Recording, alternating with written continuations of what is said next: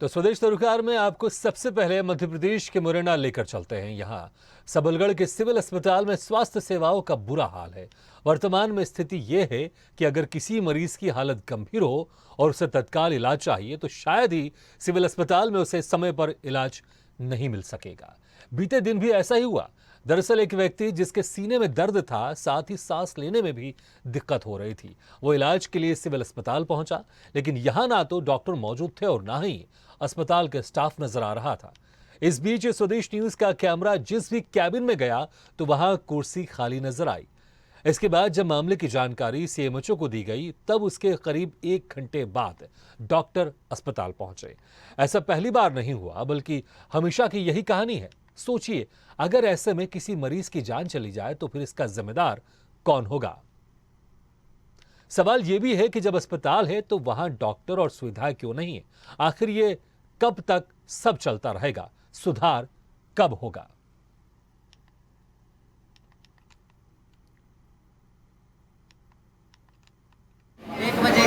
1 बजे के बैठे हैं यहाँ पे। हाँ 1 बजे से कोई डॉक्टर नहीं है यहाँ पे। नहीं है? नहीं आया।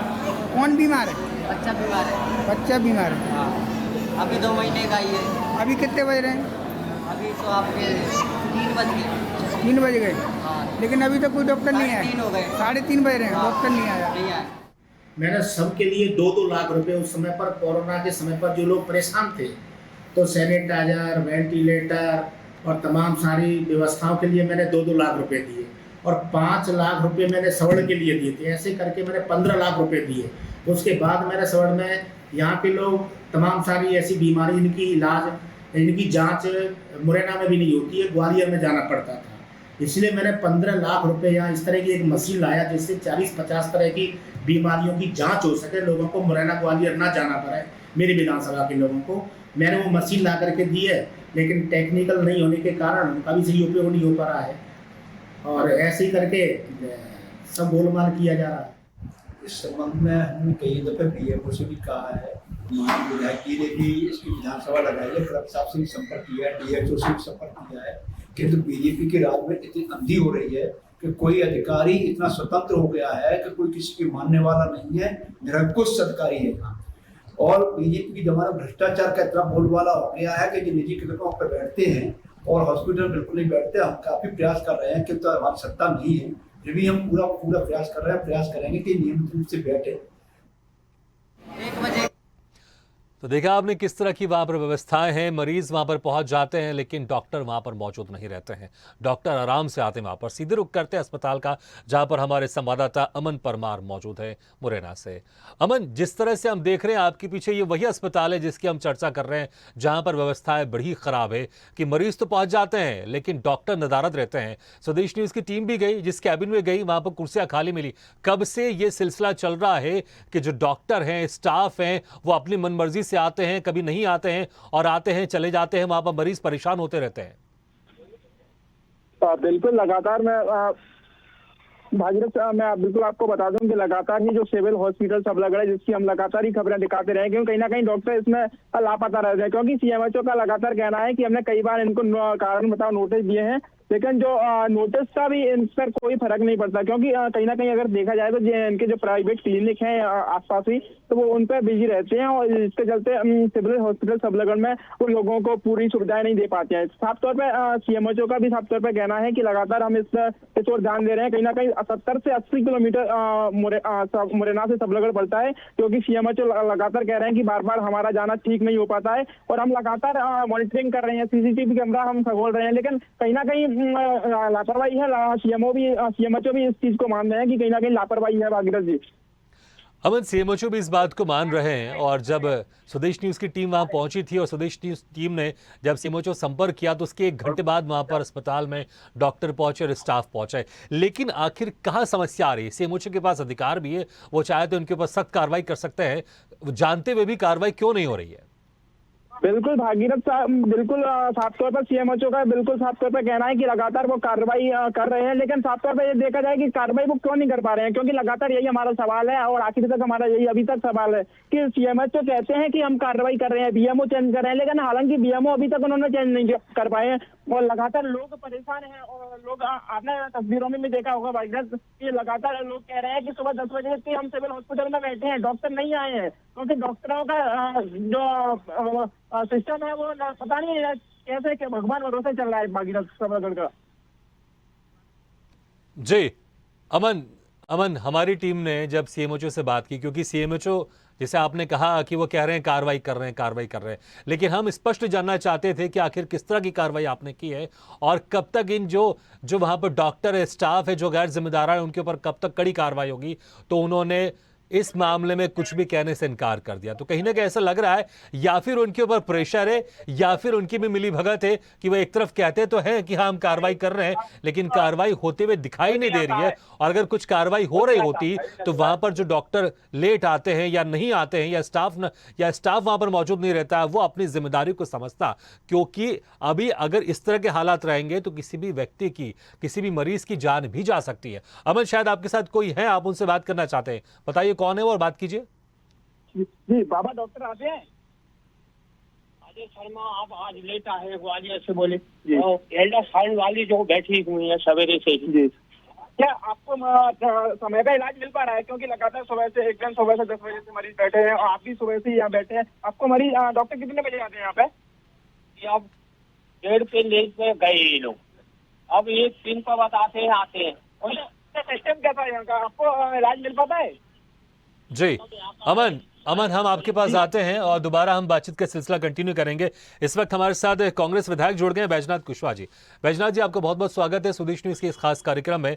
बैजनाथ जी, हम आपकी बात सुन रहे थे कि आपने इस अस्पताल में कुछ ऐसी व्यवस्थाएं की हैं ताकि जो यहाँ के जो मरीज है वो बाहर जाकर जो चेकअप कराना होता है वो उनको नहीं कराना पड़े, इसी अस्पताल में कर सकें वो। लेकिन आपने कहा था कि कुछ टेक्निकल लोग नहीं है जिसकी वजह से उन इक्विपमेंट का इस्तेमाल नहीं हो रहा है, लेकिन व्यवस्था यहाँ पर और खराब है। सिर्फ टेक्निकल लोग नहीं है, बल्कि जो डॉक्टर मरीजों को देखते हैं वो भी समय से नहीं आ रहे और स्टाफ भी वहां पर मौजूद नहीं रहता है।